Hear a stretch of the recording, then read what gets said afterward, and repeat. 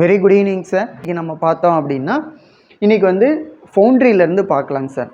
ஓகேங்க. அதாவது ஃபவுண்ட்ரி அப்படிங்கிறது மேனுஃபேக்சரிங் ப்ராசஸில் வருங்க சார். அதாவது மேனுஃபேக்சரிங் டெக்னாலஜி அப்படிம்பாங்க. ஸோ அந்த மேனுஃபேக்சரிங் டெக்னாலஜியில் பார்த்தோம் அப்படின்னா நிறையா விதமான ப்ராசஸஸ் கொடுத்துருப்பாங்க. அதாவது எதுக்காக இந்த மேனுஃபேக்சரிங் டெக்னாலஜி பயன்படுத்துகிறாங்க அப்படின்னா நம்மளுக்கு நேச்சுரலாகவே ஒரு ப்ராடக்ட் வந்து இருக்காதுங்க சார். அதாவது ஃபார் எக்ஸாம்பிள் எடுத்துக்கிட்டிங்கன்னா இந்த சாக் பீஸ். ஸோ இந்த சாக் பீஸ் பார்த்திங்கன்னா நேச்சுரலாகவே நம்மளுக்கு கிடைக்காதுங்க. அதாவது இதோட இன்க்ரீடியன்ட்ஸ் வந்து நேச்சுரலாக கிடைக்கும். ஆனால் இந்த சாக் பீஸ் அப்படிங்கிறது இந்த சிலிண்ட்ரிக்கல் ஷேப்பில் வந்து நம்மளுக்கு நேச்சுரலாக கிடைக்காதுங்க. அதனால இதை என்ன பண்ணுவோம், நம்ம ஆர்டிஃபிஷியலாக வந்து ரெடி பண்ணுவாங்க. ஸோ அப்படியே ஒரு நேச்சுரலாக கிடைக்கக்கூடிய ஒரு இன்க்ரீடியன்ட்ஸை அல்லது ஒரு ப்ராடக்டை நம்மளுக்கு ஏற்ற மாதிரி, அதாவது நம்மளுடைய கன்வீனியன்ட் அல்லது நம்மளுடைய எர்கனாமிக்ஸ் அல்லது நம்மளுடைய ஒரு கம்ஃபோர்ட்டுக்காக நம்ம ரெடி பண்ணுறதுக்காக ஒரு ப்ராசஸை நம்ம செலக்ட் பண்ணுறோங்க சார். அல்லது ஒரு ப்ராசஸை நம்ம யூஸ் பண்ணிக்கிட்டு இருக்கோம், அல்லது ஒரு ப்ராசஸை நம்ம கண்டினியூஸாக சர்ச் பண்ணிக்கிட்டே இருக்கோம். ஸோ அதுதான் பார்த்திங்கன்னா இந்த மேனுஃபேக்சரிங் டெக்னாலஜி. ஸோ அதில் இந்த ஒரு ப்ராடக்டை நம்ம ரெடி பண்ணுறோம் அப்படின்னு வச்சுக்கோங்க. ஃபார் எக்ஸாம்பிள் இந்த சாக் பீஸையே நம்ம ரெடி பண்ணுறோம்னு வச்சுக்கோங்க. அப்போ இந்த சாக் பீஸ் மாதிரி இருக்கக்கூடிய ஒரு சிலிண்டரை வந்து நம்ம ரெடி பண்ணணும் அப்படின்னா இதுக்கு 2 விதமான மேனுஃபேக்சரிங் டெக்னாலஜியை நம்ம பயன்படுத்துகிறோங்க சார். அதாவது ப்ராசஸை பயன்படுத்துகிறோம். ஒன்று பார்த்திங்கன்னா கட்டிங் ப்ராசஸ், ஒன்று வந்து நான் கட்டிங் ப்ராசஸ். அதாவது இன்னும் தெளிவாக சொல்லணும் அப்படின்னா மெட்டல் ரிமூவல் ப்ராசஸ், நான் மெட்டல் ரிமூவல் ப்ராசஸ் அப்படின்னு சொல்லலாம். அப்போ இந்த ப்ராடக்டை நான் வந்து உருவாக்கணும் அப்படின்னா நான் வந்து மெட்டல் ரிமூவல் ப்ராசஸுக்கும் போகலாம், இல்லை நான் மெட்டல் ரிமூவல் ப்ராசஸுக்கும் போகலாம். சார் இது ஒரு சாக் பீஸ் தானே, இது சுண்ணாம்பு, இதை வந்து எப்படி நீங்கள் நான் மெட்டல் ரிமூவல் ப்ராசஸ் பண்ணலாம் அல்லது மெட்டல் ரிமூவல் ப்ராசஸ் பண்ணலாம் அப்படிங்கிறது ஒரு ப்ராப்பர்ட்டி. அதாவது ஒரு இது பேர் என்னதுங்க சார், ஒரு ஆப்ஜெக்ட் அல்லது ஒரு ப்ராடக்ட் அல்லது ஒரு சப்ஜெக்ட், இதோட ப்ராப்பர்ட்டிஸை சேர்ந்ததுங்க. அதாவது மெக்கானிக்கல் ப்ராப்பர்ட்டிஸை சேர்ந்தது. ஸ்ட்ரென்த்து, டக்டிலிட்டி, மெல்லபிலிட்டி, ஹார்ட்னஸ்ஸு, ஸ்ட்ரென்த்து, இது மாதிரி நிறையா விதமான ப்ராப்பர்ட்டிஸ் இருக்குங்க. அப்போ இந்த மெட்டல் ரிமூவல் ப்ராசஸ், நான் மெட்டல் ரிமூவல் ப்ராசஸ்லேருந்து எனக்கு தேவையான ஒரு ப்ராடக்டை நான் ரெடி பண்ணிக்கலாம். ஃபார் எக்ஸாம்பிள் பார்த்தோம் அப்படின்னா இந்த சாக் பீஸ் வந்து சுண்ணாம்பாக இல்லாமல் வேறு உட்டனாக இருந்தது, இல்லை கோல்டாக இருந்தது, இல்லை சில்வர் இல்லை காப்பராக இருந்தது அப்படின்னா, சப்போஸ் சில்வர் அதாவது கோல்டாக இருந்ததுன்னா என்ன பண்ணுவேன், அந்த கோல்டை எடுத்து அதை நான் நல்லா ஃபர்னஸில் போட்டு மெல்ட்டு பண்ணி அதை வந்து ஒரு அச்சில் ஊற்றி எனக்கு என்ன ஷேப், ஃபார் எக்ஸாம்பிள் இது வந்து சிலிண்டர் ஷேப், அப்போ இதே மாதிரி ஷேப்பை நான் உருவாக்கி அந்த அச்சில் ஊற்றினேன் அப்படின்னா சில மணி நேரங்கள் கழித்து எனக்கு இதே மாதிரியான ஒரு வார்ப்பு கிடைக்குங்க. அது பேர் தான் கேஸ்ட் அப்படிம்பாங்க. இல்லை எனக்கு இது மாதிரி ஒரு கோல்டு ராடாகவே இருக்குது அப்படின்னா இந்த கோல்டை வந்து நான் மெஷினிங் பண்ணுறது மூலமாக, அதாவது டர்னிங், அப்புறம் ஸ்டெப் டர்னிங், அதுக்கப்புறம் பிளைன் டர்னிங், அதுக்கப்புறம் பார்த்திங்கன்னா பாலிஷிங், அதுக்கப்புறம் கிரைண்டிங், இது மாதிரி ஆப்ரேஷன் பண்ணுறது மூலமாக ஒரு கோல்டு பார்லேருந்து இது மாதிரி ஒரு மெட்டலை அல்லது ஒரு ஆப்ஜெக்டை அல்லது ஒரு ப்ராடக்டை நான் ரெடி பண்ணலாங்க சார். இதுக்கும் அதுக்கும் என்ன வித்தியாசம் அப்படின்னா மெட்டல் ரிமூவல் ப்ராசஸில் பார்த்திங்கன்னா மெட்டல் ரிமூவ் ஆகும், நான் மெட்டல் ரிமூவல் ப்ராசஸில் வந்து மெட்டல் வந்து ரிமூவ் ஆகாது அப்படிம்பாங்க. அது கிடையாதுங்க. ஏன்னா கோல்டோட விலை பார்த்திங்கன்னா ரொம்ப அதிகம். அதுவும் இந்த காலகட்டத்தில் பார்த்திங்கன்னா ஒரு பவுனே கிட்டத்தட்ட 67 அப்படிங்கிறவங்க கிட்டத்தட்ட பார்த்திங்கன்னா 1 லட்சத்துக்கு மேலே தாண்டிடும் போலைங்க. ஸோ அதனால் என்ன சொல்கிறாங்க அப்படின்னா ரொம்ப ரொம்ப ப்ரிசிசியான மெட்டல்ஸ், அதாவது பார்த்திங்கன்னா விலை அதிகமான உள்ள மெட்டல்ஸ் எல்லாம் நம்ம என்ன பண்ணக்கூடாதுங்கன்னா அதாவது கட்டிங் ப்ராசஸுக்கு உட்படுத்தவே கூடாதுங்க. அதாவது மெட்டல் ரிமூவல் ப்ராசஸுக்கு உட்படுத்தக்கூடாது. ஏன்னா ஒரு மெட்டல் ரிமூவல் ப்ராசஸுக்கு நம்ம உட்படுத்தும் பொழுது அதில் சிப்ஸ் வந்து க்ரியேட் ஆகும். அதனால் நம்மளுக்கு வந்து ப்ராஃபிட் வந்து அதிகமாக கிடைக்காது. ஸோ அதனால் பார்த்திங்கன்னா இந்த நான் மெட்டல் ரிமூவல் ப்ராசஸுக்கு நிறையா பேர் வந்து இந்த கோல்டை வந்து மேனுஃபேக்சரிங் பண்ணுறதுக்கு சூஸ் பண்ணுறாங்க.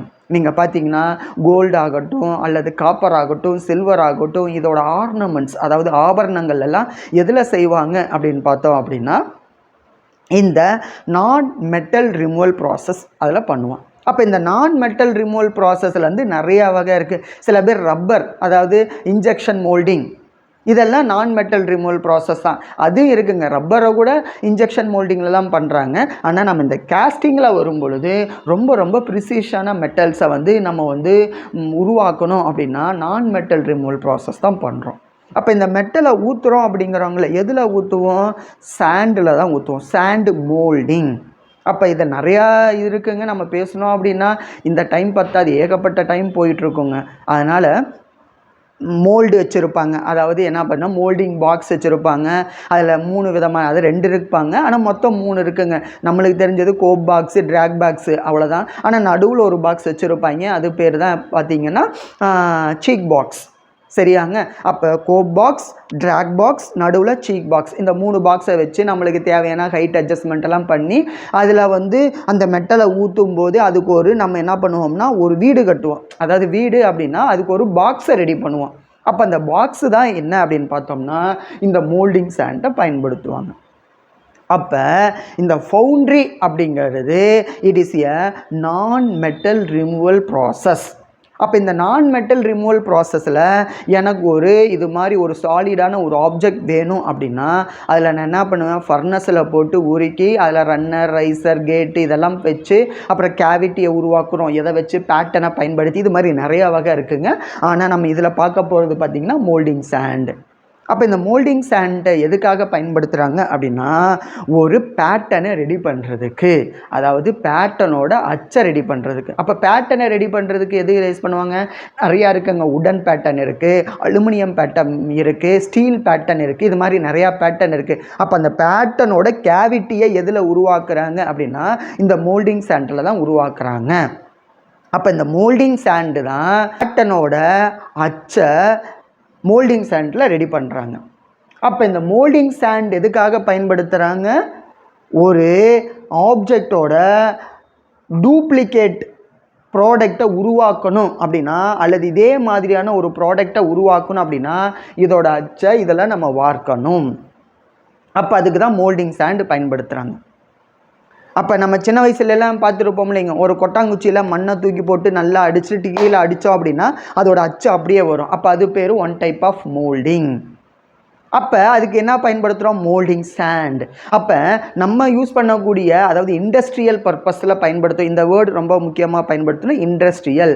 அப்போ இண்டஸ்ட்ரியல் பர்பஸுக்கு நம்ம பயன்படுத்தக்கூடிய அந்த மோல்டிங் சாண்டில் பார்த்திங்கன்னா green sand, dry sand, loam sand, facing sand, parting sand, core sand, backing சாண்ட்னு நிறையா விதமான சாண்ட் இருக்குங்க சார். அதில் இன்றைக்கி நம்ம பார்க்க போகிறது green sand, dry sand, loam சாண்டை பற்றி தான் பார்க்க போகிறோம். இப்போ க்ரீன் சாண்ட் அப்படின்னா நம்மளுக்கு நிறையா விதமான ப்ராடக்ட்ஸ் இருக்குது. பார்த்திங்கன்னா ஸ்மால், மீடியம், ஹெவி, அதுக்கப்புறம் லார்ஜ். ஓகேங்க. அப்போ இந்த க்ரீன் சாண்ட் அப்படிங்கிறது என்ன அப்படின்னு பார்த்தோம்னா நார்மல் சிலிக்கா சாண்ட், நார்மல் மணலுங்க. அப்போ நார்மல் மணலை பார்த்திங்கன்னா அதில் ஒரு 15லேருந்து 20% கிளேவையும் ஒரு 5% தண்ணியை ஊற்றியும் நல்லா கலக்கி ஒரு சாண்டை ரெடி பண்ணாங்கன்னா அது பேர் தான் க்ரீன் சாண்ட். அப்போ க்ரீன் சாண்டை வந்து நீங்கள் நேச்சுரல் சாண்டுன்னு சொல்லலாம். புரியுதாலையாங்க? அப்போ க்ரீன் சாண்ட் வந்து இயற்கையாக கிடைக்கக்கூடியது. It is a natural sand. இது எதால் ஆனது அப்படின்னு பார்த்தீங்கன்னா சிலிக்கா சாண்டு. ஓகேங்க. பெரும்பாலும் ஏன்னா இதுதான் இதோட மெயின் கான்ஸ்டியூஷனாக இருக்குங்க. அப்போ பார்த்தீங்கன்னா 50 to 20% வந்து கிளே, அப்போ ஒரு 5% வாட்ரு போட்டுக்குவாங்க. என்னன்னு பார்த்துக்கோங்க. அதுக்கப்புறம் இதோட அப்ளிகேஷன் சொல்கிறேங்க சார். அப்போ ட்ரை சாண்ட் அப்படின்னா இதுலேயே இருக்குது. ட்ரை அப்படின்னா என்ன? இது நீங்கள் பார்க்கும்போது நீங்கள் தெரியலாம், தெர்மோடைனமிக்ஸில் படிப்பீங்க. Wet bulb temperature, dry bulb temperature, wet air, dry air. அப்போ அதே கதை தான் இதுக்கும் பார்த்துக்கோங்க. அப்போ அங்கே பார்த்தீங்க இல்லைங்க வெட் ஏர். அப்போ வெட் ஏரில் வந்து காற்றுல ஈரப்பதம் இருந்தால் அது வந்து வெட் ஏர் அப்படின்னோம். காற்றுல ஈரப்பதம் இல்லை, ஹியூமிடிட்டி ரேஷியோ கொஞ்சம் கம்மியாக இருக்குன்னா அதை ட்ரை ஏர் அப்படிம்போம். அதே மாதிரி தாங்க இதில், அதாவது சாண்டில் வாட்டர் இருந்துச்சு அப்படின்னா அதை க்ரீன் சாண்டுனும், சாண்டில் வாட்டர் இல்லை அப்படின்னா அது ட்ரை சாண்டுன்னு அப்படிம்போம். அப்போ எப்படி வாட்டரில் திடீர்னு அதாவது திடீர்னு சாண்டில் எப்படி வாட்டர் இல்லாமல் போகும்? அதுக்கு தான் நம்ம ஹீட்டிங் ப்ராசஸ் பண்ணுறோம். அப்போ க்ரீன் சாண்டை வந்து நம்ம ஹீட் பண்ணுறதுனால அந்த க்ரீன் சாண்டில் இருக்கக்கூடிய சிலிக்கா சாண்ட் ப்ளஸ் அந்த கிளே ப்ளஸ் வாட்டர். இதில் அந்த வாட்டர் எவாப்ரேட் ஆயிரும். கிளேயில் இருக்கக்கூடிய அந்த வாட்டர் மாய்ஸ்சர், அதாவது ஈரப்பதம், அது வந்து ரிமூவ் ஆயிரும். வாட்டர் வேறு, மாய்ஸ்சர் வேறு. உங்களுக்கு புரியறதுக்காக சொல்கிறேங்க சார். மாய்ஸ்சர் அப்படிங்கிறது ஈரப்பதம். ஸோ அப்படி இல்லைங்க. அப்போ அதுவும் ரிமூவ் ஆயிரும். அப்போ ரிமூவ் ஆகினா நம்மளுக்கு மீதி கிடைக்கக்கூடியது dry clay plus silica sand. அதுதான் ட்ரை சாண்ட் அப்படிங்கிறாங்க. அப்போ மூணாவது பார்த்தோம்னா லூம் சாண்ட். 50-50 பிஸ்கட் பார்த்துருக்கீங்களா, அது மாதிரி 50% வந்து சிலிக்கா சாண்டு, 50% வந்து கிளே. அவ்வளோதாங்க, 50-50. அதுதான் என்னன்னா லூம் சாண்ட். அப்போ இந்த 3 விதமான சாண்டு தான் நம்ம பெரும்பாலும் பயன்படுத்துகிறோம். இந்த facing sand, parting sand, core sand, backing சாண்டை வச்சு மோல்டிங் பாக்ஸ் ரெடி பண்ண மாட்டாங்க. அதாவது மோல்டிங் பாக்ஸுக்கு உள்ளே வைக்க மாட்டாங்க. இதெல்லாம் எதுக்காக பயன்படுத்துவாங்க அப்படின்னா, இது வந்து ஒரு பர்டிகுலர் பர்பஸுக்கு தான் பயன்படுத்துவாங்க. அதாவது கோரை ரிமூவ் பண்ணுறதுக்கு, அல்லது கேவிட்டியில் வைக்கிறதுக்கு, அல்லது கோப் பாக்ஸின் ட்ராக் பாக்ஸையும் ஒன்றும் சேராமல், அதாவது அதை ஈஸியாக பிரிக்கிறப்ப நீட்டாக வரணும் அப்படிங்கிறதுக்கு அல்லது அதோட டெம்பரேச்சரை வந்து தாங்கிறதுக்காகவும் பயன்படுத்துவாங்க. ஆனால் இந்த 3 சாண்டு மட்டும்தான் எதுக்காக பயன்படுத்துவாங்க அப்படின்னா ப்ராடக்டை செய்ய. அப்போ இந்த க்ரீன் சாண்டு பார்த்தீங்கன்னா அது வந்து சிலிக்கா சாண்டு ப்ளஸ் கொஞ்சம் கிளே, அதாவது 50-20% கிளே, கொஞ்சம் 5% ஆஃப் வாட்டர் இருக்கிறதுனால இதை ஸ்மால் அண்டு மீடியம் ஒர்க் பீசஸ்க்கு தான் பயன்படுத்துவாங்க. அதாவது நான் சின்னதாக அல்லது மீடியமாக ஒரு ஒர்க் பீஸ் நான் செய்யணும், ஒரு கேஸ்டிங்கை நான் ரெடி பண்ணணும் அப்படின்னா நீங்கள் வந்து க்ரீன் சாண்டை வந்து சூஸ் பண்ணலாம். இல்லை எனக்கு வந்து ரொம்ப ஹெவியான ஒரு கேஸ்டிங்கும் பண்ணணும், அதே மாதிரி அந்த கேஸ்டிங் ஹெவியான கேஸ்டிங் வந்து பெருசாகவும் இருக்கணும், லார்ஜராகவும் இருக்கணும் அப்படின்னா நீங்கள் ட்ரை சாண்டு பயன்படுத்தணும். ஏன் இந்த க்ரீன் சாண்டை வந்து பயன்படுத்த முடியாதா அப்படின்னா முடியாது. ஏன்னா இந்த க்ரீன் சாண்டில் பார்த்தீங்கன்னா கிளே இருக்குது, அது ஈரப்பதம், வாட்டர் வேறு இருக்குது, அதுவும் ஈரப்பதம். அப்போ பெரிய கனமான ப்ராடக்டை நம்ம வைக்கும் பொழுது அந்த ஈரப்பதத்தினால அதோட பாண்ட்ஸ் எல்லாம் உடஞ்சிரும். இப்போ ட்ரை சாண்ட் எதுக்கு பயன்படுத்துவாங்க அப்படின்னு பார்த்தோம்னா ஹெவி அண்டு லார்ஜ் கேஸ்டிங்ஸு பயன்படுத்துவாங்க. அப்போ இதையும் ரொம்ப பெருசாக பயன்படுத்த முடியாது. அதுதான் நம்ம எதில் பயன்படுத்துகிறோம் அப்படின்னா பிரிட்டில்னஸ். ஏன்னா பிரிட்டில்னஸ் அதிகமாயிரும், அதாவது தண்ணியே இல்லைன்னா பிரிட்டில்னஸ் அதிகமாயிரும். அதனால் ரொம்ப நீளமாக பண்ணாலும் சில சமயங்களில் உடஞ்சிரும். அப்போ எனக்கு ஹெவியெல்லாம் வேணாம், ரொம்ப நீளமான ஒரு ப்ராடக்ட் வேணும் அப்படின்னா அதுக்காக தான் 50-50%, 50-50 பிஸ்கட் மாதிரி சொன்னோம் இல்லைங்க, 50% கிளேவும் 50% சிலிக்கா, அதாவது 50-50 பிஸ்கட் மாதிரிங்க சார். அப்போ இந்த லூம் சாண்டில் பார்த்தோம் அப்படின்னா ரொம்ப நீளமான ஒரு கேஸ்டிங்கை அல்லது ஒரு ப்ராடக்டை அல்லது ஒரு ஆப்ஜெக்டை ரெடி பண்ணலாம். ஏன் நீளமாக ரெடி பண்ணலாம் அப்படின்னா இதில் கிளே இருக்குது. அப்போ இந்த கிளே ஆனது சிலிக்கா சாண்டை ஒன்றுக்குள்ளே ஒன்று பைண்டு பண்ணி இதை எவ்வளோ நீளமாக வேணாலும் நம்ம கொண்டு போகலாங்க. அப்போ க்ரீன் சாண்டு 1 மார்க் இப்படி தாங்க சார் கேட்பாங்க. க்ரீன் சாண்டு எந்த ப்ராடக்ட்டுக்கு பயன்படுத்துகிறாங்க அப்படின்னா small and medium work pieces. Dry sand எதுக்கு பயன்படுத்துகிறாங்கன்னா large and heavy work pieces. Loam sand வந்து எதுக்காக பயன்படுத்துகிறாங்கன்னா large work pieces only. Work பீஸ்னு சொல்லலாம், அல்லது நீங்கள் ஆப்ஜெக்ட் அப்படின்னு சொல்லலாம், அல்லது ப்ராடக்ட் அப்படின்னு சொல்லலாங்க சார். அப்போ ஆப்ஜெக்ட், ப்ராடக்ட், ஒர்க் பீஸ் எல்லாமே ஒன்று தாங்க. அப்போ ஒர்க் பீஸ், ப்ராடக்ட், ஆப்ஜெக்ட் அல்லது கேஸ்ட் இப்படின்னு சொல்லலாங்க சார். ஏன்னா மோல்டிங் சாண்டில் நம்ம உருவாக்கக்கூடிய ப்ராடக்டோட ஒரு பேர் பார்த்திங்கன்னா கேஸ்ட், CAST.